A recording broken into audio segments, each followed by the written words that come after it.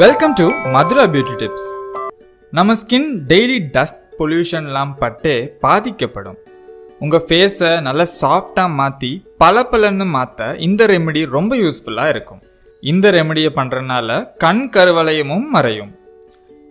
இதுக்கு நமக்கு தேவையானது ஆலோவேரா மற்றும் பால்.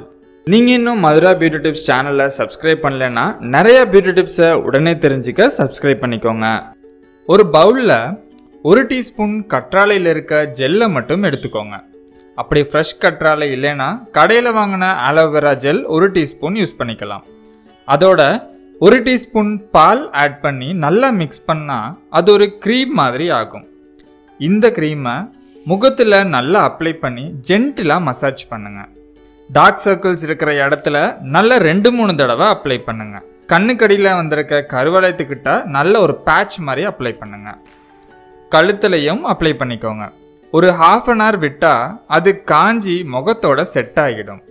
அப்புறம் ஒரு ஈர துணி இல்லைன்னா காட்டனில் தண்ணியை நினச்சி ஃபேஸை நல்லா தொடச்சிட்டு ஃபேஸை நார்மல் வாட்டரில் வாஷ் பண்ணிக்கோங்க. இதை பண்ணுறனால கண் கருவளையம் மறையும். முகத்தில் உள்ள டார்க்னஸ்லாம் போய் நல்ல கிளியராக பேபி மாதிரி ஒரு சாஃப்ட்னஸ் கிடைக்கும். இது போன்ற பயனுள்ள தகவல்கள் உங்களை வந்து சேரணும்னா எங்களோட மதுரா பியூட்டி டிப்ஸ் சேனலை சப்ஸ்கிரைப் பண்ணுங்கள். மேலும் உங்கள் கருத்துக்களை கமெண்ட் பாக்ஸில் பதிவு செய்யவும். நன்றி.